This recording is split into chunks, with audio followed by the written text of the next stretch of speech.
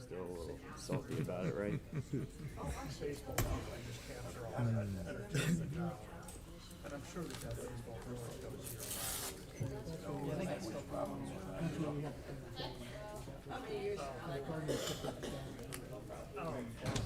I was concerned for you guys moving around over there. Good.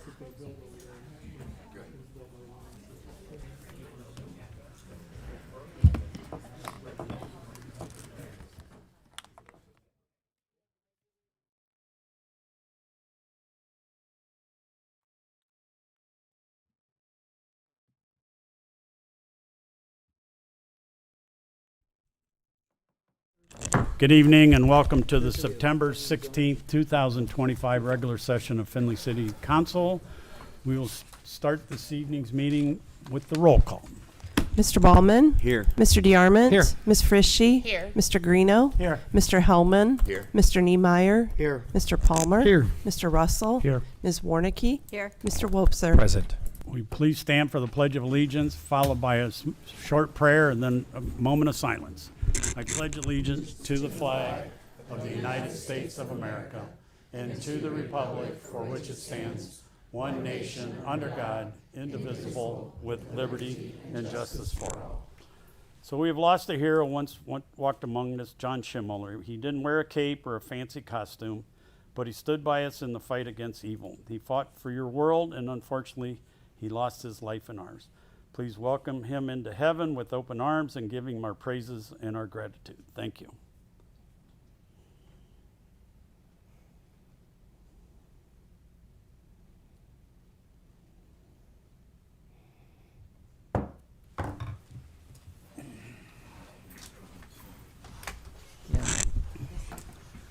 I will accept a motion to accept the public hearing minutes and city council meetings.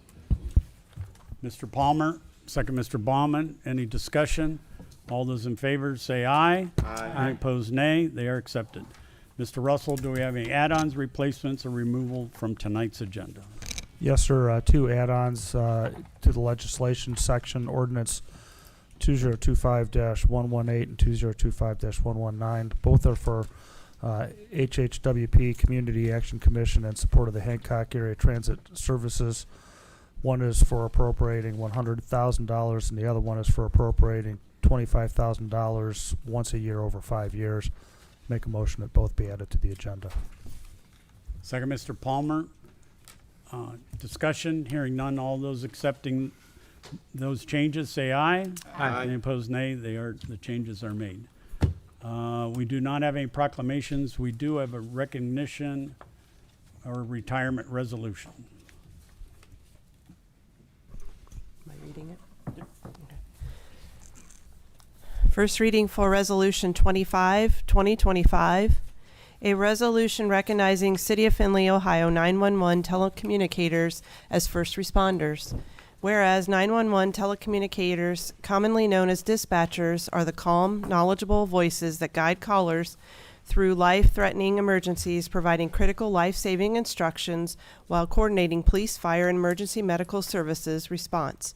And whereas 911 dispatchers are the first point of contact in virtually every emergency, bearing the responsibility of interpreting chaos, offering reassurance, and facilitating rapid deployment of appropriate response resources. And whereas these professionals sacrifice nights, weekends, holidays, and time with their families to serve the public, often without public recognition, despite enduring the emotional and psychological burdens that come from constant exposure to trauma and crisis.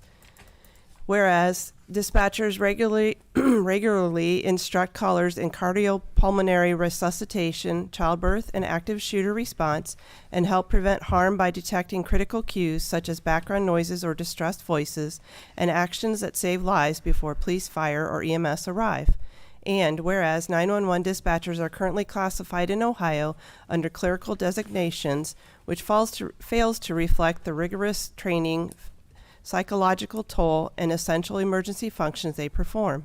And whereas research from public safety and mental health professionals like the Association of Public Safety Communications Office officials supports reclassification, noting that dispatchers face significant risk of post-traumatic stress and secondary trauma. And whereas recognizing dispatchers as first responders is not merely symbolic but vital to ensuring access to resources such as mental health support, specialized training, and the respect that comes with the critical nature of their work. Now, therefore, be it resolved by the Council of the City of Findlay, State of Ohio, Section 1, that the said Findlay City Council do hereby formally declare its respect for and recognition of 911 telecommunicators as first responders in Findlay, Ohio, and thanks them for their heroic life-saving role in public safety. Section 2, that Findlay City Council encourages the Ohio General Assembly to pass legislation reclassifying 911 telecommunicators as first responders across the state. Section 3, that copies of this resolution be forwarded to State Representative and the Ohio 911 Program Office as a call to action for this long overdue recognition. Section 4, this resolution shall take effect and be enforced from and after the earliest period provided by law. Mr. Martin. Little background on this. Dispatchers have been doing their job for a long time. And back in the day, we weren't here, we don't know what happened, but they didn't know where to classify people. And back then, when this originated, I assume back in the 70s, clerical made sense. But as technology has advanced, the role has advanced, their responsibilities, their certifications on what they do when they answer that call, it makes sense for them to be classified as first responders. I've been working with some of the dispatchers that brought this to my attention. There was a bipartisan federal legislation that actually was put out, and it kind of stalled with things that are going on at the federal level. So this type of resolution is something that local governments and municipalities have been doing to recognize what they do for our communities, what role they serve as the multitasking quarterbacks that are giving first information and life-saving decisions, as well as getting the resources deployed where they need to be. I worked with a few of them to actually come up and work on this legislation with the law director as well as the command staff of police, and we felt this was a symbolic way for our local community to recognize what they do, how they do it, and encourage this conversation to be continued at the state level for what they could be classified as true first responders rather than clerical individuals. Now, with that, there is no local change other than the symbolic resolution of this moving forward to the state level. I do have some statements that Doreen Rausch, one of our seasoned dispatchers, put together, and she wanted to share those words, but she asked if I would. So in her words, in her lens, I would like to share a few statements of hers and then open it if there's any questions or discussion. So bear with me. Sorry, I should probably leave that on. Our role as dispatchers include a multiple of skills. We are sometimes perceived as psychiatrists, medical professionals, stern parents, and mostly the calm voice to assist with the situation at hand. We often answer the calls of hysterical individuals who are having the worst days of their lives. We have to calm them enough to understand the situation and where it's occurring to get them the proper help they are requiring. Some of these calls include suicides, stabbings, shootings, domestic situation, road rage incidents, heart attacks, and many other high-stress calls. We also instruct callers through CPR on both adults and children. While these calls come in, we have to determine the correct response and dispatch police, fire, or EMS, or all the above for that matter, to the scene, all while answering other calls and maintaining radio traffic with the responding units. We handle many types of fire calls, from open burns complaints to large-scale structure fires. And we also send the fire departments to advanced life support calls to assist with EMS several times a day. We maintain constant communication with the officers during traffic stops, vehicle pursuits, and a multitude of in-progress calls, fights, thefts, burglaries, etc. There are some clerical aspects to the job, such as entering warrants, summons, missing juveniles, stolen vehicles, and guns into the statewide and sometimes the national system. But for the most part, our job is far from just clerical. It is the motherlode of multitasking and staying sharp. At the end of some grueling shifts, we have to find constructive ways to decompress and try not to take the stress home with us, which is a feat in by itself. We have to find ways to shake it off and prepare to go right back into the next day and do it again. Although we don't show up to the scene, we are responsible for all aspects of the safety of the callers and responding units. We are true first responders. Mr. Wobser. Rob, thank you for that. I don't think anybody would deny how much work those folks do. I appreciate her words, though. It really gives a very nice fine point to it. They're outstanding people, and they deal with just a plethora of stuff right through the day. So more power to them, and this is something that should get done. I like the fact that we've got in there the recommendations to pass this on to our state legislatures. Let's get this going in the state. The feds can't get it done. Maybe we can get it at the state level. So much the better. With that, Rob, real quick question before I finish up. How many 911 operators do we have? I believe we have 10, but we have a floating number because getting that right person in Understood. that room. So we've had some people that have Approximately tried 10. Approximately 10. Very good. With that, I'd make a motion to approve the resolution. Second, Mr. Greeno. Further discussion? Mr. Russell. So how do we classify them at the city of Findlay? And do we classify them, or come the new budget year, can they be classified in a manner that makes available to them any of the mental health services that Findlay PD and Findlay Fire has available to those two, that two rank and file groups? Go ahead. Their classification here, their job description, their title will not change. They are emergency medical dispatchers here. It's that eligibility for, if there are funds out there for them or the resources for them to get mental health services and things like that that are eligible for fire and police individuals. So this would create that ability for them to get that. So we provide that now locally through resources that we have through EAP and our CISM teams and so forth. They are, for all intents and purposes, they are police and fire individuals on our team. They go out to the ERT. They actually are mobile command. They're running those tactical responses. So they are part of the team. This is more, there are federal opportunities or state opportunities for them to receive resources that would create that eligibility for them to be classified with police and fire. Mr. Baumann. I guess my question is kind of similar to Grant's in that, Councilman Russell's, in that, does this reclassification, does this qualify them maybe for a better pension program at the back end of their career as well? Or I guess I was just kind of... That conversation at the state level hasn't happened because there's been nothing to this point. That might be part of the conversation down the road if the state takes it to that level. But the local, they would still have their retirement here. They would have their years of service here, and they would be still considered emergency medical dispatchers. Are there? Oh, Mr.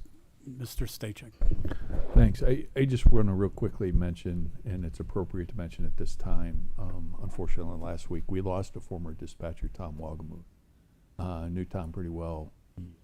I graduated at the same time from high school, and he was a very good person, and he would come up to the auditor's office regularly and tell some of the things, and I was constantly amazed at how his demeanor reflected wonderful personality dealing with some of the challenges they do. And I'll leave it at that, other than to take a moment to let this council know we did lose a dispatcher to natural causes, and it says he died peacefully. He worked for us for 18 years. He was a good guy. Other questions or comments? All those in favor of the resolution say aye if your name is called. Those opposed, nay. Mr. Baumann. Aye. Mr. DeArmond. Aye. Ms. Frischie. Aye. Mr. Greeno. Aye. Mr. Hellman. Aye. Mr. Niemeyer. Aye. Mr. Palmer. Aye. Mr. Russell. Aye. Ms. Warnicki. Aye. And Mr. Wobser. Aye. Resolution is adopted. Petitions. Petition for annexation for the Cole County Road 212 annexation from Agent Phil Rooney. It's currently in Ellen Township for 48.987 acres. Questions or comments? This will be, there's a resolution created in, that will provide the services from the city of Findlay. Mayor? If I would, since we didn't recognize them, we were going to recognize them at the Hey, end, but hey, they're all hey. leaving. These are So some of now, our hey, John. dispatchers. All right.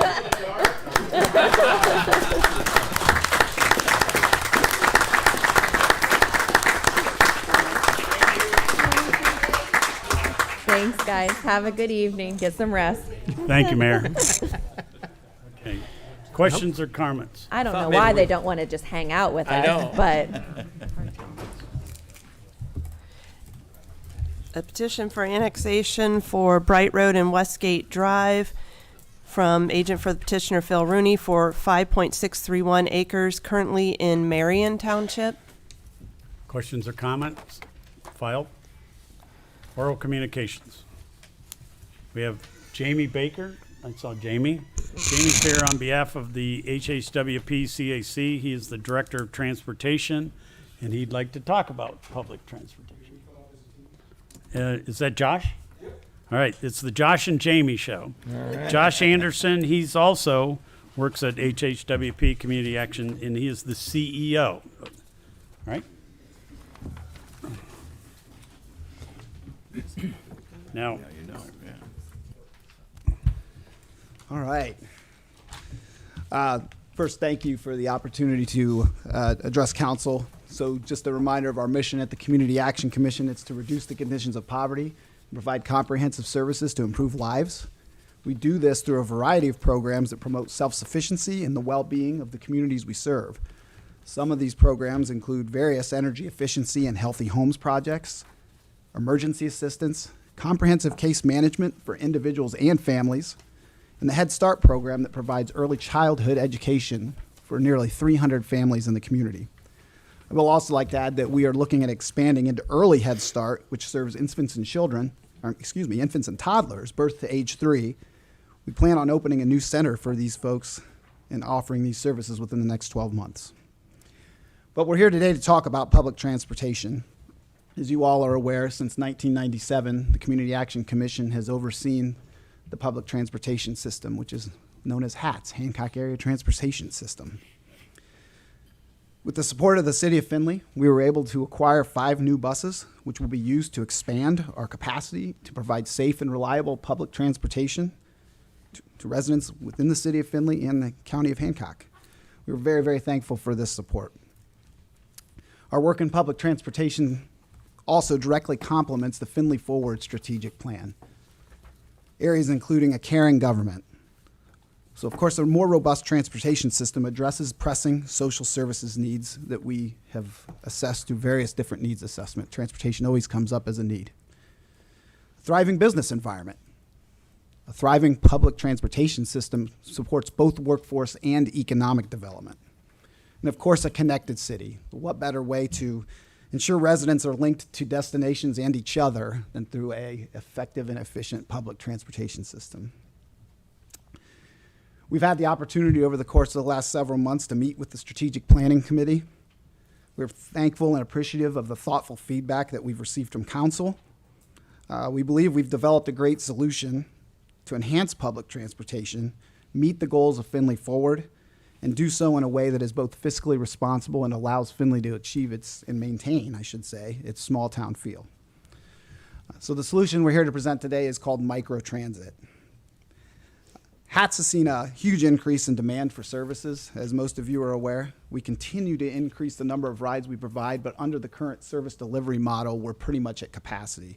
We really need to look at redesigning our system if we're going to provide more services with similar level of resources. A microtransit system will allow us to move more people. It will alleviate some of the challenges within the current system. And the funds requested to support this new system will also leverage additional federal money that will be invested directly into Findlay. So our Director of Transportation, Jamie, is here to talk about the details as our subject matter expert. So again, we really appreciate the opportunity to address council. Thank you for your support, and we look forward to our ongoing partnership.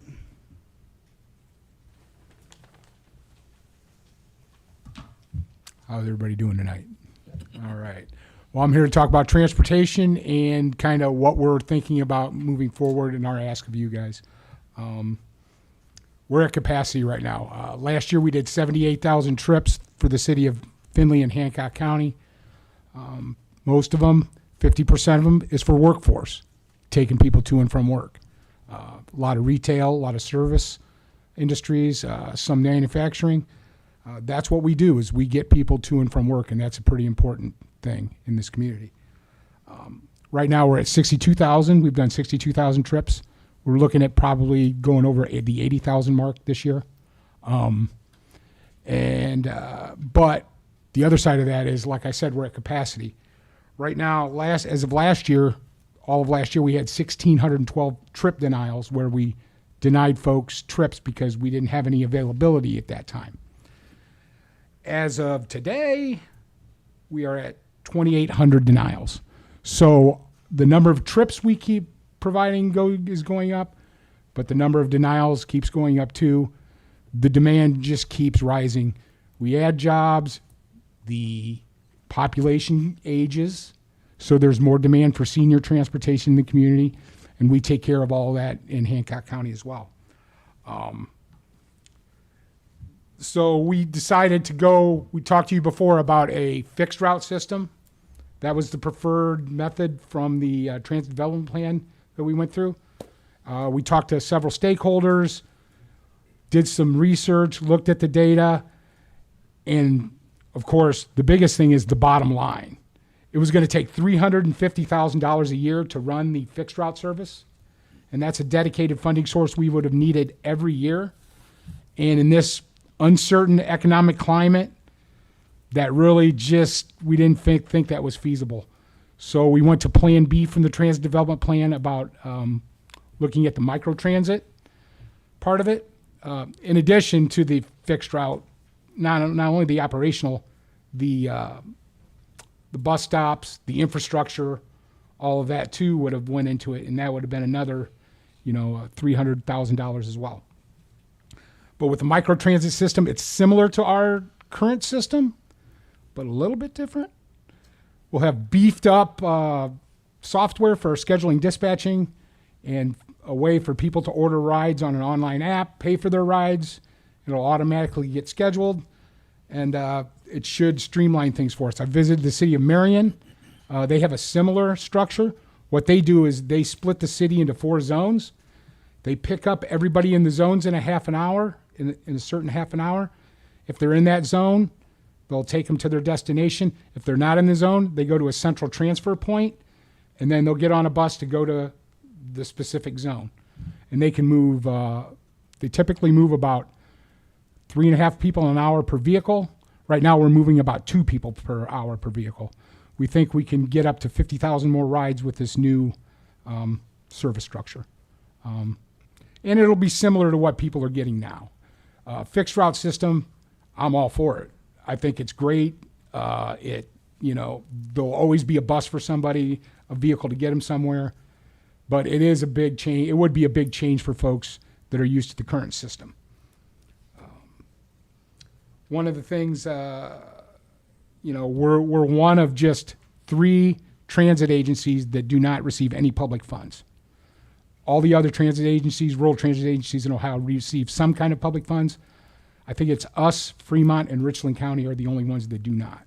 And this contribution by you guys would help stabilize our funding structure, and we're working with other people, the business community, and the county to make this happen too. So, Just a second, Jamie. That gave him his 4 minutes. Mr. Hellman. I'd like to make a suggestion that we allow Yep. him to proceed. Second, Mr. Russell. Any discussion? All those in favor say aye. Any opposed, no. Jamie, keep going. Sorry. thank you for your grace. I appreciate it. The big thing is, what I do is I connect residents, your people, our people, the people we live and work with, to things in the community, healthcare, jobs, just connecting with other people. That's what I do. And one of the things that, the part of my job that I absolutely hate is when I have to tell somebody, no, I can't get you to work. I can't get you to your dialysis appointment, or your dad to your dialysis appointment. Or if you're in a wheelchair, I can't get you to arms for your cancer treatment because we're at capacity. And that is the worst part of my job. And this would help alleviate some of that. The partnership with you, hopefully the county, the community foundation, we can kind of solve some of those problems. The biggest thing is, connecting residents to those services. Those citizens are going to thrive. And if those citizens thrive, if our citizens thrive, then the community prospers. And that's important for everybody. And Questions for either Jamie or Josh? Mr. Hellman. Yeah, Mr. Baker, what percentage of the calls that you get do you have to deny? well, we do 78,000 rides last year, and we denied 1,600. So, I'll do the math when I get home. okay. Good, I'm not a math guy. That's all right. I was a political science major. Ms. Frishy. Got it, thank you. Jamie, a couple questions for you. When you talk specifically on the medical side that you're having to deny folks to get to dialysis Yeah. and things like that, with adding of the transportation vehicles, for one, are you going to designate a certain percentage for the medical and then a certain percentage for business? And with the business question, I'm going to ask you, are you getting any of those folks on board to support you guys from any of those companies? We got some feelers out right now, and we got some meetings set, so things are starting to turn in that direction. As for the medical part of it, the unfortunate part of public transportation, federal guidelines, it's on a first come, first served basis. Your Aunt Betty's hair appointment is just as important as your Uncle Joe's dialysis appointment. And that's the way the federal government treats it. And so we have to treat it that way too. So will you have on the getting people to work, if you're getting some of these businesses to buy in and support you guys, you'll be able to, I would assume, like in my ward specifically, Crystal Glen, Bernard Park over there, that you have a set stop that you're going into Tall Timbers or you're going over to Whirlpool or whatever, that you'll be able to transport the full, 12 per vehicle? 16. 16. You'll be able Yep. to get a full 16 on there. Yeah, we will be able to, and it'll be much easier because we'll be picking everybody up in the zone, delivering them to that zone. So it kind of streamlines things. It gets kind of hairy when you got to take somebody from the BMV all the way out to Eastern Woods or something like that. And sometimes there's not very many people you can pick up along the way. Mr. So DeArmond. this will streamline that. So, two questions. You said that the for the fixed route service was $350,000 a year. What is the cost per year to support this program? Essentially, we're looking for $125,000. So we're looking for 5 different Okay, 25 stakeholders. from us and 125 total. Okay. Right. All right. Second question was that whole. So you take the city, divide it in 4 sections, and it goes. So you get a direct ride if you're in that zone. Right. But if you go through this transfer station, I mean, that to me sounds. How long would they be in the transfer station area until they get there? I mean, So it would either be designed at every 20 minutes, the buses would meet up at the transfer station, or every 30 minutes. And the buses wait about 5 minutes, and then they go to their destination. So everybody, it's kind of an orchestrated ballet of buses. all right. The Okay. buses go in at the same time, and then people get on and off the buses. I saw how it works in Marion. They're pretty efficient with it. Okay. They also have, it'll be an opportunity for possibly what we call a deviated fixed route in the future, like maybe one route to test out to see how that works. Because we're not closing the door on fixed routes forever, but they have what's called a night moves bus to get people from around the city, hotels, downtown to their establishments downtown, and they pick up people along the way that need to go to work and things like that. So they have one route that runs 3 nights a week from 5 to 11. So we can experiment with some things like that, as well as, like some things for during the Balloon Fest, maybe have a fixed route that runs around the city to take everybody down to Emory Adams, something like that. So, Mr. Wobser.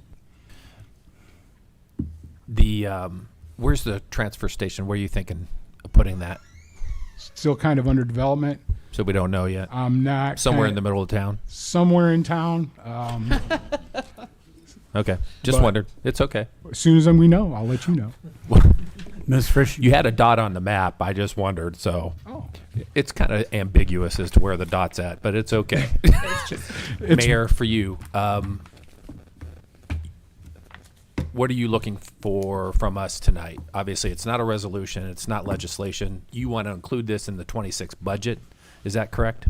Mayor, So the add-on legislation is for this that was inadvertently left off when the packets were prepared. So those were added on. They don't need passed tonight. However, the grant application for the next funding is due November 14th. So they would like to have a commitment by then. Obviously, the first piece of legislation is actually just to reappropriate the $100,000 that was committed at the end of last year, because those were general fund dollars and the check wasn't cut before the end of the year. The dollars were put back and not reappropriated. And they shared that with me when we were meeting about this, and I was like, wait, you guys haven't got your check? Okay, let's clean that up. And just a couple of things I would point out. One, this is a huge service improvement, in my opinion, utilizing the app and the self-scheduling service, as well as the routing, because currently, as if you've ever used HAT, you have to call 2 weeks in advance currently. And so you just are constantly calling, 2 weeks in advance to schedule it, and that's a huge pain. So this will make the system much more efficient, much more convenient, and therefore I think, much more usable for the community. Additionally, I would point out that the $125,000 that is being raised per year through the different partners is the gap in the funding of expected revenue, contract revenue, the state and federal grants that come with these programs. So that is not, the amount that it takes to operate it obviously is much more expensive than that. But this is, as we've worked through the pro forma, the conservative amount to be able to make sure that the services are provided at this level. Mr. Wobser. Mayor, I guess, question, will we have a better idea when we get to budget on how the other funders are doing? Because, we're looking at county, right? And 3 others. We're on the fast track because we have to have a lot of this groundwork laid by November 14th for Okay. our grant application for ODOT. Yes, so we anticipate, we're just starting the process first because of our process. However, the commissioners have already been in discussions, and I expect them to have formal legislation in the next month or so, similar to how it kind of happened last time. We began our process, then they formalized theirs, and then we voted. Additionally, Community Foundation is looking for the local government support. And then as Jamie said, there are a couple of different business partners that I feel comfortable with them stepping up. Ms. Frisch. I know you said that we can't automatically schedule somebody. It's first come, first serve. But when you're talking about districts, obviously there's going to be certain areas of the community that have a stronger use. Are you able to put more into that area at least? Yeah, and that's what we have the implementation study that we were going to do for the fixed route. We will do the implementation study for the microtransit. Okay. And they'll help us figure out which zones seem to be the ones that are more transit friendly, I guess. And then the grant that you're applying for with the support of you have to have $125,000 in commitment for 5 years for this grant.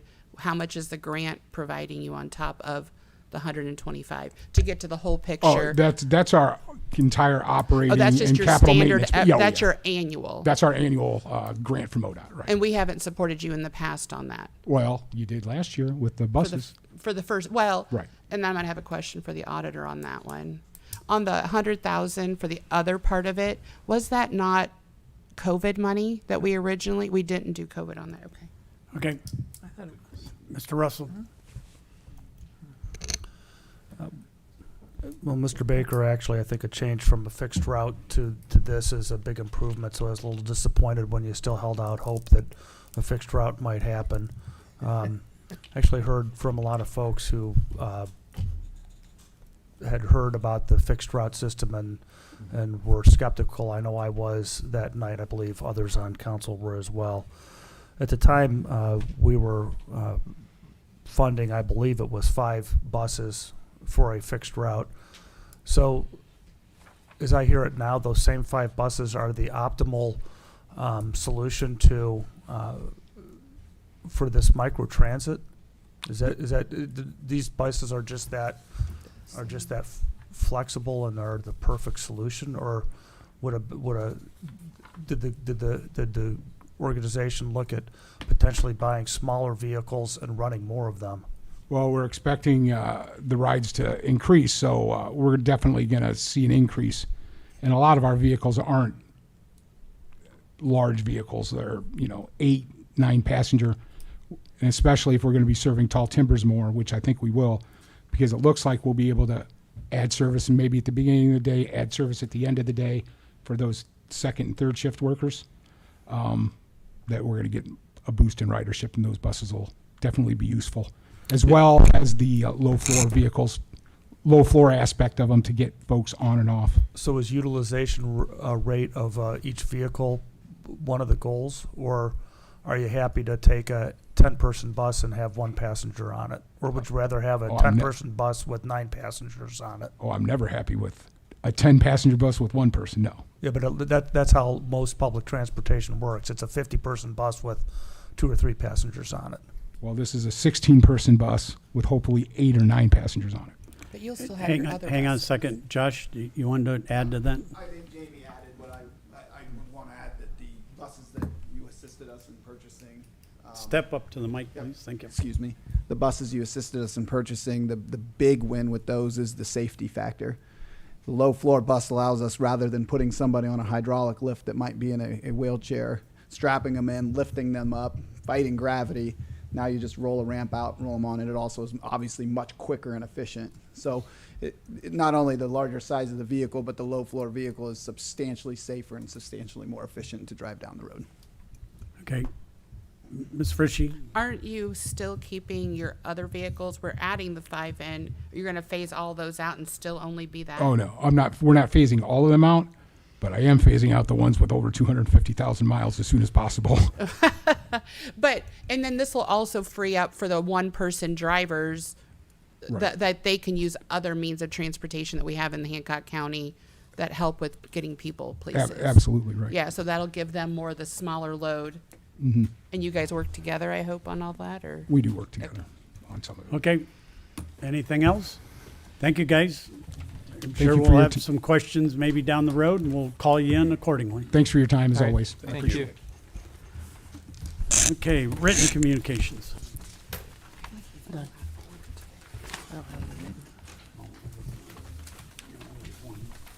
Oh. Yeah, I don't know why I don't have it on here. We had one written communication. It was a letter from the Findlay Area Apartment Association in opposition of the proposed property maintenance code. Letter to be filed. Okay, no utility contractor community report of municipal officers and departments. City income tax monthly collections report for August 2025. Letter to be filed, or report to be filed. Findlay Fire Department activities report for August 2025. Report to be filed. Findlay Police Department activities report for August 2025. Report to be filed. Treasurer's reconciliation report for August 2025. Report to be filed. City Planning Commission agenda for September 18th, 2025. The staff report for September 18th, 2025. And the minutes of August 13th, 2025. The agenda, report, and minutes will be filed. Findlay Municipal Court activities report for August 2025. Report to be filed. Summary financial reports as of August 31st, 2025.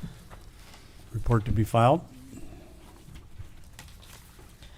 Letter from Chief of Police Matthias regarding Findlay Police Department uniforms and equipment. Letter to be filed. Letter from Mayor Mern regarding HHWP hats appropriation. Letter to be filed. Letter from City Engineer Kalb regarding Ohio Department of Transportation Aviation Direct Grant Program. Letter to be filed. Oh, Mr. Russell. Jeremy, what would you estimate the total cost of the fuel tank project to be? Right now, with high level of what other airports are, with a larger tank than what we have now, it's roughly, with the match money, total project be about $1 million. And it is not, a fuel tank farm wouldn't be available for FAA or ODOT money? So FAA, it does not score very high on that. That's not a very high scoring. Because with FAA, if you have any pavement that is needing any type of treatment, that gets scored higher than everything else. So it's one of those that through FAA, it's going to be very hard to get any funding with that. ODOT funding usually piggybacks with with FAA funds. But this one, when they had the program, they were kind of talking about it through a webinar and stuff. One of the things they were pointing out was fuel farm improvements, hangars, and stuff like that. Right now, we have underground storage tanks. It's an aging infrastructure. We can only haul so much fuel into that too. And since they've been in it, I believe it's still the original infrastructure from when they were put in. So eventually, those are going to have to come out before we do have any kind of environmental problem with it. But we had this in the capital build out. But this is kind of an opportunity where we have grant funds that are for this type of work that would not get FAA. That way we can move that up. We can get larger tanks. We can bring in more fuel and hopefully have more sales.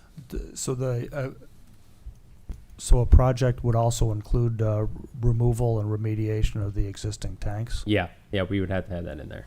Okay, and then timeline, or confidence that if we apply, you'll get the full amount asked for?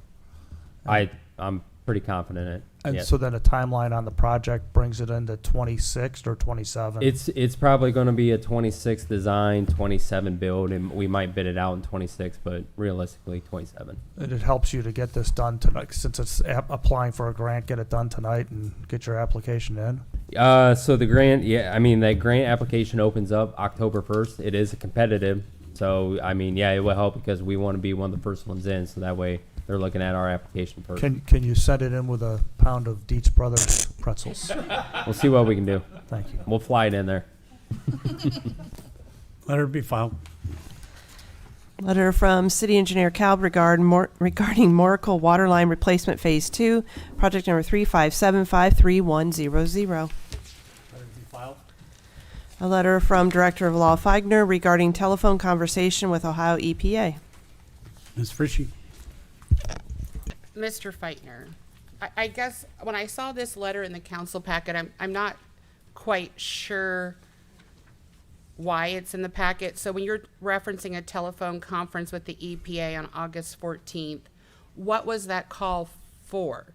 Is it because I feel like you're rebutting my conversation at the last council meeting? So I'm just, but yet I feel like you're talking two separate things. So no, this was just hearing people talk that they were confused on what was being said or wasn't being said, or what role the Ohio EPA had in this. So I sat in on this conversation with the folks indicated in my letter, and this is just what my take was from that. The two ladies that were from the Ohio EPA Division of Response and Revitalization indicated that folks were reaching out to them, so they had this concern to reach out to us. So Matt Cardarnia and I fielded that phone call. Mike Kuhnfair was also in attendance. So you're not referencing my conference call with the EPA. You had a separate conference call with the EPA, or this is the same one? This was separate.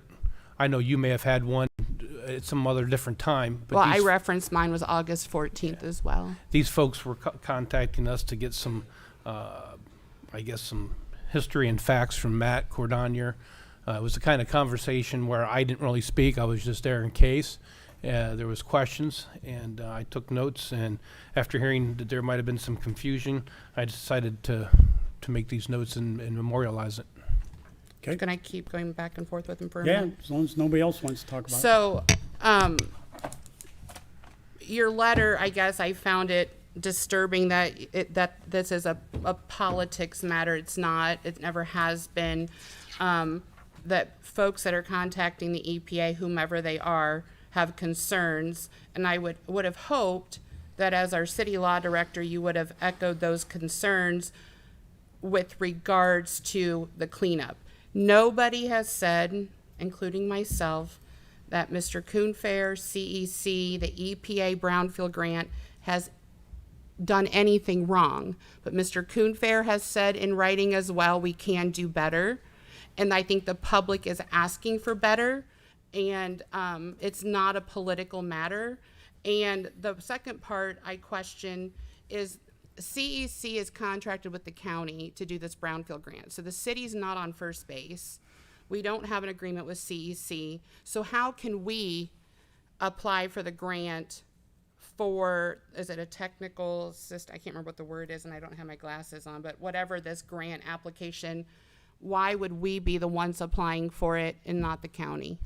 I'll answer that second question first. They explained it, as long as it's a municipality and the fact that they know that we're going to own this property supposedly in the future, either the county or the city can apply. Okay. Your other question, again, these are just my notes. The comment made about the EPA seems to understand there's quite a bit of politics over this matter was a comment that they had made. Yeah. I don't know how they came up with Yeah. that or who else they've talked to, but that was a comment they made as I'm jotting down my notes. So I just want to clarify again, the two issues that were brought up at the last council meeting. One was that the public is raising concern. They want that site cleaned completely. They want us to do better. We want to do a full clean, and there's nothing prohibiting us from doing better beyond the brownfield grant. And then two was the water situation, where I requested to have those $100 water tests done just to see where our water is with regards to the hexchrome, which are two separate matters. But I felt that this letter was just unwarranted, but thank you for answering my questions. Mr. Wobson. Rob, I thank you for putting that in and memorialize it. I think it brings a lot of clarity to the situation. Letter be filed. We have no committee reports. Legislation, we'll start with resolutions. First reading for Resolution 23, 2025. A resolution stating what services the City of Findlay, Ohio will provide to the territory proposed to be annexed to the City of Findlay, Ohio, situated in Allen Township, County of Hancock, State of Ohio, and being part of the southeast quarter of Section 31, Township 2 North, Range 11 East, a tract of land consisting of 48.987 acres of land, more or less, hereinafter referred to as the Cole County Road 212 annexation. First reading for Resolution 25, 2025. A resolution stating what services the City of Findlay, Ohio will provide to the territory proposed to be annexed to the City of Findlay, Ohio, situated in Marion Township, County of Hancock, State of Ohio, and being part of the southwest quarter of Section 9, Township 1 North, Range 11 East, being a part of Lots 2 through 7, and all of Lots 8 and 9, part of Lot 10, all of Lot 11 through 13, and part of Lot 14 of Orchard Acres, part of Lot 4 along the south half of vacated street lying north of and adjacent to said part of Lot 4 and part of Lot 5, both of the Diedrich Addition, also part of Bright Road right-of-way, a tract of land consisting of 5.631 acres of land, more or less, hereinafter referred to as the Bright Road and Westgate Drive annexation. Ordinances. Third reading for ordinance number 2025-99, an ordinance authorizing the mayor, service safety director, and/or city engineer of the City of Findlay, Ohio, to waive formal advertising and bidding requirements and enter into contracts with Miller Brothers Construction and the Ohio Department of Transportation for roadway resurfacing of County Road 99 from Main Street to the CSX tracks as part of the I-75 Diverging Diamond Project, and declaring an emergency. Mr. Palmer. Move for adoption of ordinance number 2025-99. Second, Ms. Warnicki. Discussion. Hearing none. All those in favor of the ordinance say aye. After your name is called, those opposed, nay. Mr. DeArmond? Aye. Ms. Frishy? Aye. Mr. Greeno? Aye. Mr. Hellman? Aye. Mr. Niemeyer? Aye. Mr. Palmer? Aye. Mr. Russell? Aye. Ms. Warnicki? Aye. Mr. Wobser? Aye. Mr. Ballman? Aye. The ordinance is adopted. Third reading for ordinance number 2025-101. An ordinance authorizing the mayor, service safety director, and/or city engineer of the city of Findlay, Ohio, to advertise for bids where required and enter into contracts for construction of various projects in accordance with the 2025 department equipment list, appropriating and transferring funds for said capital expenditures and declaring an emergency. Mr. Wilson. Make a motion to approve. Second, Mr. Greeno. Discussion. All those in favor of the ordinance say aye. If your name is called, those opposed, nay. Ms. Frishy? Aye. Mr. Greeno? Aye. Mr. Hellman? Mr. Niemeyer? Aye. Mr. Palmer? Aye. Mr. Russell? Aye. Ms. Warnicki? Aye. Mr. Wobser? Aye. Mr. Ballman? Aye. Mr. DeArmond? Aye. The ordinance is adopted. Third reading for ordinance number 2025-102, an ordinance appropriating funds and declaring an emergency. Mr. Wobser. Motion to approve. Second, Mr. DeArmond. Discussion. All those in favor of the ordinance say aye. If your name is called, those opposed, nay. Mr. Greeno? Aye. Mr. Hellman? Aye. Mr. Niemeyer? Aye. Mr. Palmer? Aye. Mr. Russell? Aye. Ms. Warnicki? Aye. Mr. Wobser? Aye. Mr. Ballman? Aye. Mr. DeArmond? Aye. And Ms. Frishy?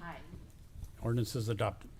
Second reading for ordinance number 2025-103, an ordinance appropriating and transferring funds and declaring an emergency. Second reading for ordinance number 2025-104, an ordinance authorizing the mayor of the city of Findlay, Ohio, to enter into a contract for calendar years 2026 through 2028 with the Hancock County Public Defender Commission and the Hancock County Commissioners for a total of $95,000 per year for said calendar years and declaring an emergency.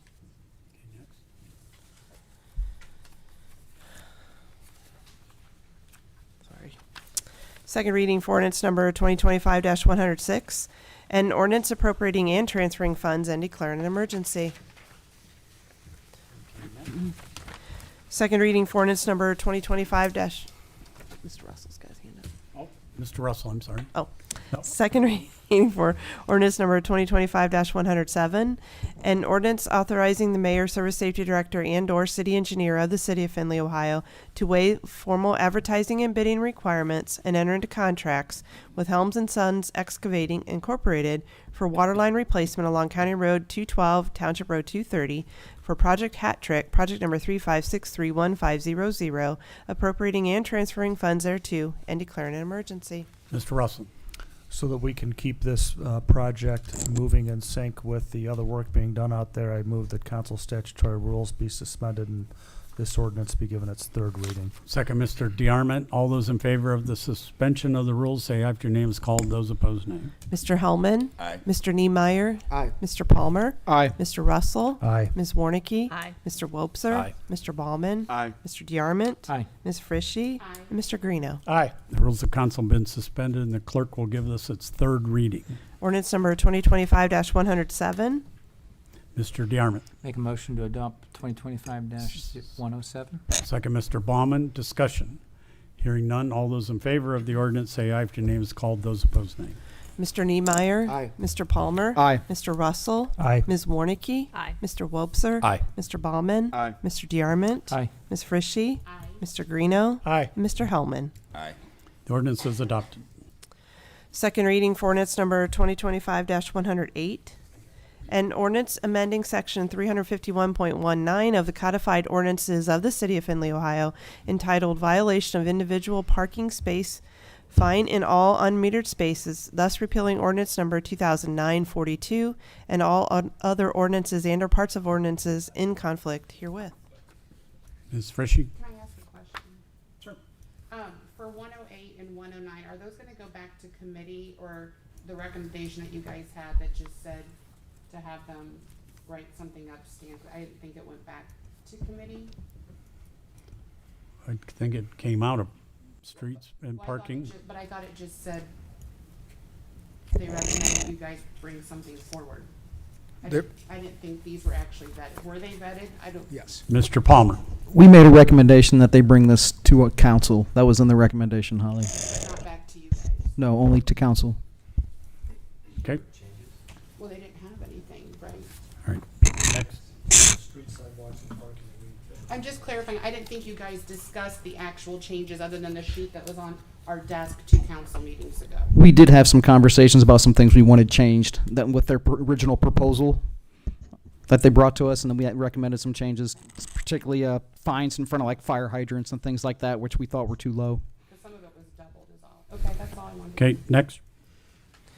Second reading for ordinance number 2025-109, an ordinance amending section 351.03 of the codified ordinances of the city of Findlay, Ohio, entitled Prohibited Standing Parking Space, thus repealing ordinance numbers 1998-16 and 2018-92, and all other ordinances and or parts of ordinances in conflict herewith. Second reading for ordinance number 2025-110. An ordinance amending section 303.99 of the codified ordinances of the city of Findlay, Ohio, entitled General Traffic Code Penalties, thus repealing ordinance number 2009-56 and all other ordinances and or parts of ordinances in conflict herewith. Second reading for ordinance number 2025-111. An ordinance amending Chapter 1100 et sec of the codified ordinances of the city of Findlay, Ohio, known as the zoning code, by rezoning the following described properties referred to as 401 North Main Street, parcel number 590000923010, and 0 Cherry Street, parcel number 590000101024, rezone, which previously was zoned General C2 to now be zoned Downtown Commercial C3. Second reading for ordinance number 2025-112. An ordinance accepting and approving an application for annexation of territory situated in the township of Allen, county of Hancock, state of Ohio, and being a part of the west half of the southeast quarter of section 35, township 2 north, range 10 east, a tract of land consisting of 37.906 acres of land, more or less, hereinafter referred to as the Keller Seifert Enterprises, LLC, et al., annexation. Second reading for ordinance number 2025-113, and ordinance amending Chapter 1100 et sec of the codified ordinances of the city of Findlay, Ohio, known as the zoning code, by zoning the following described parcels as general commercial, R1 single family low density, and CD condominium as outlined below. Said annexation is currently situated in Allen Township, county of Hancock, state of Ohio, consisting of 37.906 acres, hereinafter referred to as the Keller Seifert Enterprises, LLC, et al. Annexation. Sorry. Second reading for ordinance number 2025-114, and ordinance appropriating and transferring funds and declaring an emergency. Mr. Palmer. Rob or Jeremy, either one of you that can answer this.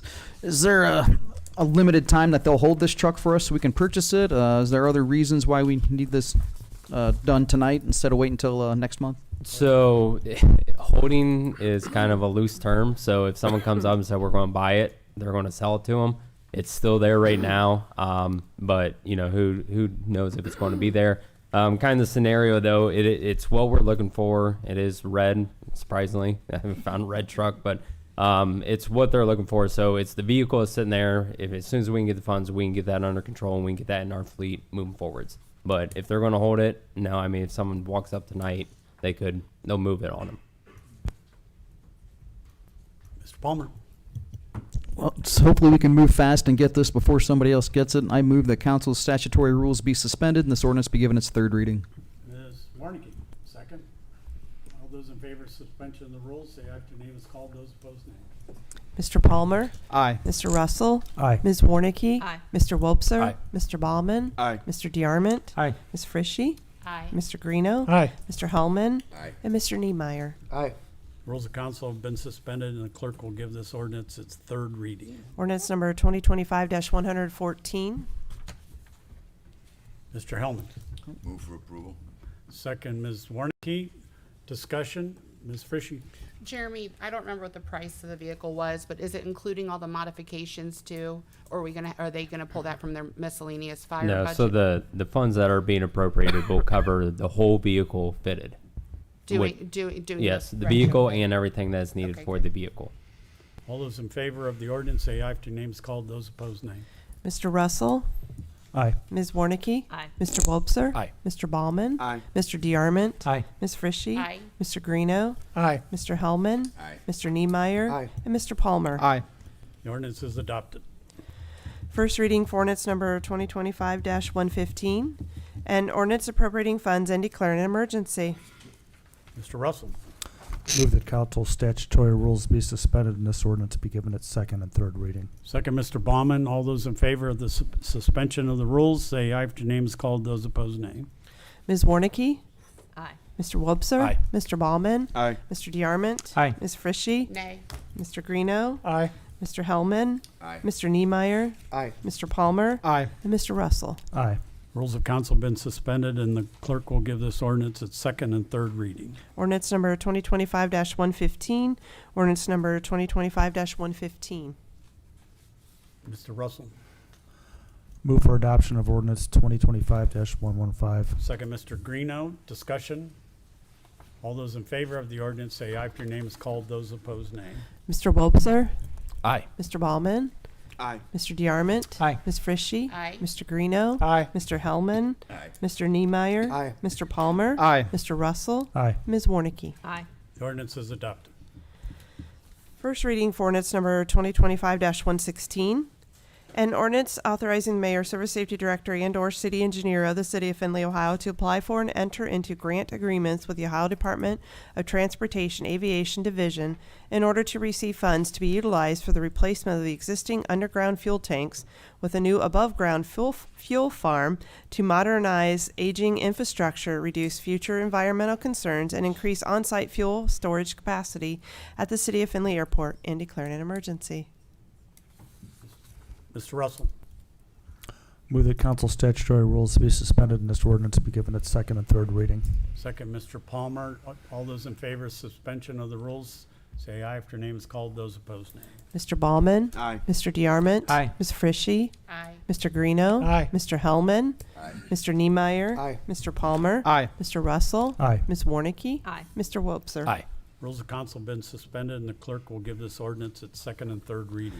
Ordinance number 2025-116. Ordinance number 2025-116. Mr. Wobser. Motion to approve. Second, Mr. Greeno. Discussion. All those in favor of the ordinance, say aye if your name is called. Those opposed, nay. Mr. DeArmond? Aye. Ms. Frischie? Aye. Mr. Greeno? Aye. Mr. Hellman? Aye. Mr. Niemeyer? Aye. Mr. Palmer? Aye. Mr. Russell? Aye. Ms. Warnicki? Aye. Mr. Wobser? Aye. Mr. Baumann? Aye. The ordinance is adopted. First reading for ordinance number 2025-117, and ordinance appropriating funds and declaring an emergency. Okay, next. First reading for add-on ordinance number 2025-118, and ordinance appropriating and transferring funds as previously approved via ordinance number 2024-126, and declaring an emergency.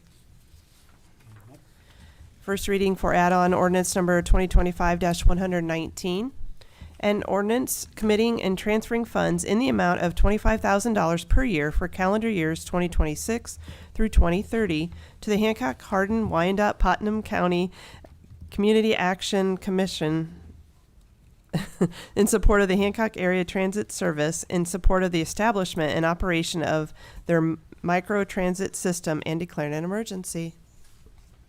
Old business. Ms. Frischie. Can I make a motion to reconsider number 118, which is the 100,000 from capital for the hats that we had already committed to, but did not get transferred over to you folks? Anybody second that? Second, Mr. Wobser. All those in favor of the reconsider, say aye. Aye. Aye. Any opposed, nay. Nay. Okay, it's being reconsidered. Okay, Ms. Frischie. I'd like to make a motion to suspend rules for ordinance 2025-118 and give it second and third reading. Second, Mr. Wobser. All those in favor of suspension of the rules, say aye if your name is called. Those opposed, nay. Mr. Baumann? Aye. Mr. DeArmond? Are they asking for this? They are? Yeah. We Okay. promised it to them last year or earlier this year. Okay, I'm sorry. Aye. Ms. Frischie? Aye. Mr. Greeno? Aye. Mr. Hellman? Aye. Mr. Niemeyer? Aye. Mr. Palmer? Aye. Mr. Russell? Nay. Ms. Warnicki? Aye. And Mr. Wobser? Aye. Rules of council have been suspended, and the clerk will give this ordinance its second and third reading. Ordinance number 2025-118, ordinance number 2025-118. Mr. DeArmond. Oh, I'm sorry, Mr. Hellman. Mr. Hellman. Move for approval of ordinance 2025-118. Second, Mr. Baumann. Discussion, Ms. Frisch. I'd just like to know, how come the money didn't get transferred originally? What got missed? Mayor. Yeah, so this was done near the end of the year, and then we just didn't receive the necessary paperwork from HAPS to get a PO issued before the year was closed out. And therefore, because it was coming from general fund, it wasn't in a project, stays in a project, general fund, all the de-appropriations occur, and then a new appropriation occurs for the new budget. So it didn't get processed, and then they didn't reach back out to me, but once then they found out that they did get the grant, they were like, oh, hey, by the way, we never got your check. So that is why we are now correcting the process. I'm glad it wasn't on the city or the auditor's side. Give us your invoices. I'm just kidding. All those in favor of the ordinance say aye. After name is called. Those opposed, nay. Mr. DeArmond. Aye. Ms. Frischie. Aye. Mr. Greeno. Aye. Mr. Hellman. Aye. Mr. Niemeyer. Aye. Mr. Palmer. Aye. Mr. Russell. Aye. Ms. Warnicki. Aye. Mr. Wobser. Aye. And Mr. Ballman. Aye. Ordinance is adopted. Other old business. Mr. Hellman. I've got a quick question, just so I can sleep better tonight. Why is it better to have above-ground fuel tanks than it is underground fuel tanks, especially at an airport? I mean, from a leakage standpoint, underground, you can't see when you're leaking, how much you're leaking, where it's from. And then the excavation from that, you got to keep digging until you find a clean spot. So you could be going, taking out 1,000 yards of dirt until you find something clean. With the above ground, it's a lot easier to inspect. It's safer in the long run on that. A lot of airports are going to that, like our size, of course, not the big ones. But from a maintenance standpoint, having those above ground, being able to see those is a huge factor. Thank you. Under other old business, Ms. Warnicki's birthday's today. Get out of here. Oh, thank you. Happy birthday. With my wife when I get home over that. New business. Mayor. Oh, Mr. Wobser. two things. First off, this isn't, I sent out email last week on this, but we've got a strategic planning committee meeting called for September 30th at 5 o'clock p.m. That'll be upstairs in the mayor's conference room. Oh, that's right. So, Jim, remind me again, that's on the 4th, right? The 7th. That one was originally planned for 5 o'clock. We're going to back that up to 4:30. This is the pre-budget meeting, right? I apologize for pre-budget meeting. We think there's going to be a little bit more conversation around that in my conversations with the auditor, so we're going to back that up to 4:30, Denise, versus the original 5 o'clock planning. Any other old business? New business? Mayor. On a somber note to start with, as the auditor mentioned, we did lose Tom Wolgemuth, who was a long-serving dispatcher, over 20 years of service with the city of Findlay, and did a wonderful job and will be dearly missed. Additionally, today we had the funeral honoring Officer John Schimler, who unfortunately took his own life last week. It was a wonderful service, but continues to remind us of the difficulty that our first responders face every single day. And, you know, John was a wonderful guy who stepped up to serve anyone, whether it was at work or at home. And it was great to hear the funny stories. He was certainly a prankster. And, you know, just wanted to recognize first, you know, the loss of him, and that we'll continue to think and pray for his family and keep them in our prayers, but also for the city of Findlay team, certainly municipal courts and the Findlay Police Department, who worked intimately with him on a daily basis. He will be dearly missed. I was honored to participate in that service today. On a more positive note, I got back from Japan safely last night. Didn't derail on a train with all some of the flooding that occurred while I was there, but it was a very productive meeting. I will note that at the Midwest U.S.-Japan Conference, which was held in Tokyo this year, that the city of Findlay got shout-outs in 2 different keynote speeches, one by Council General of Japan in Detroit, Council General Jimmy, as well as then the Governor Ono, the governor of Saitama Prefecture, who has visited Findlay a couple of times. And I had about 9 different business meetings. It was a very long 10 days. I'm ready to be home, and I'm very jet lagged at the moment, but really productive. Great to continue to see that relationship blossom and see both the educational partnerships through the University of Findlay and Findlay City Schools. I also presented to the Rotary, Kawaguchi City Rotary, which has a friendship relationship with our local Rotary, and then also continue that economic development mission, continuing to look for businesses in multiple sectors that are interested to come to the United States, making sure that Findlay is a premier spot when they're looking for investment. So more to follow on that, but it was a great trip, and appreciate the continued opportunity to build that relationship and make sure that Findlay stays at the top when looking for economic investment. Go ahead. I wanted to squeeze this in before yours, but I wanted to give you guys an update on the pavement moratorium, on where we're at. So we've been working on that. We actually have an ordinance within our codified ordinances. We have something in there. It's not called pavement moratorium, but there is a restriction where utility companies or no one can be in our roadway within 3 years after we are resurfacing. I know I kind of spoke to you guys about this earlier in the year. Since then, we're working on getting our standard drawings updated so that way when we pass those out to all our other utility companies, they understand what we are expecting from that. So you guys won't be seeing any additional ordinances from us. I've been working with the law director, and we're covered on our end.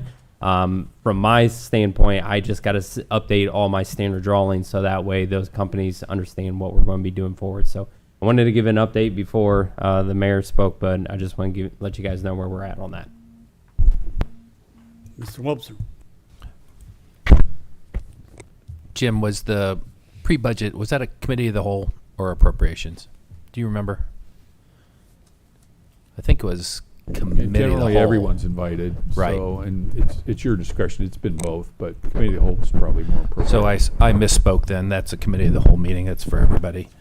Second, last meeting I talked about redefining our appropriations committee, the responsibilities and the title on that. I had a good meeting today with the auditor and the mayor. We made progress there so that we have all the separate entities in alignment. I will have a proposal for council at the next meeting. Ms. Frischie. Jeff bringing up committee changing name made me think of, I wanted to check, since right now we have 2 council members remaining at this point on council for next year, and we have the rest newbies. How are the committee assignments going to be done? Are we just going to wait until the first of the year and let them all work together? And the reason I ask that, it seems the mayor has been taking the lead on that, and I think that's inappropriate because we are 2 separate departments, and that's always been something handled by council. I know there's some candidates here tonight, and I don't know if you have any thoughts on how you're handling things. Mr. Russell. As President Pro Tem, I am the one tasked with calling a committee to discuss rules and committee assignments. It is my intent not to call that this year, and allow the new council at their first meeting in January to elect a president pro tem, and then that person, based on our current council rules, would be charged with forming the committee to do assignments. Mayor. Yes, so I had reached out. I've been in communication with the potential incoming candidates for city council on a number of things, sending them out material, scheduling some onboarding meetings, and because of those ongoing communications, I spoke with Councilman DeArmond as well as Mr. Murphy and offered to be able to do the communication just to collect the information from those candidates. Ultimately, that will then be shared with the council representatives for them to determine the exact recommendations. Right now, I was just a communication efficiency because I've been bombarding them with other information.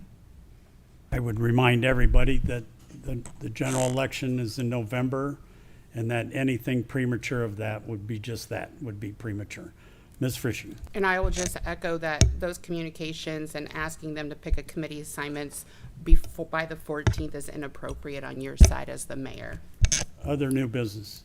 Hearing none, we do have one oral communication this evening. Renee LaGuire would like to speak about the prayer and moment of silence. All right. Thank you, Council, for allowing me to speak tonight. I want to talk about prayer versus the moment of silence that we participate in here at Council. I want to know why we do not pray to the Creator that our founding fathers acknowledged in the Declaration of Independence. He is also acknowledged in the Pledge of Allegiance and on our U.S. currency. While the U.S. Constitution does not mention God, nearly all state constitutions reference either God or the divine.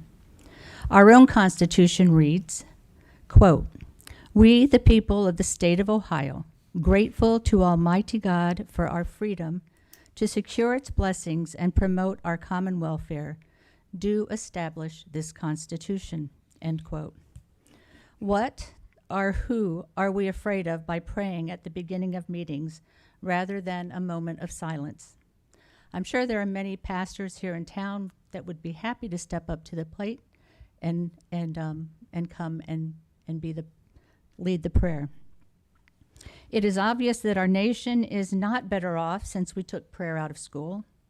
The mental health of young and old alike is declining at a rapid rate. Children are being taught that there are more than two genders, denying science and the truth found in God's word.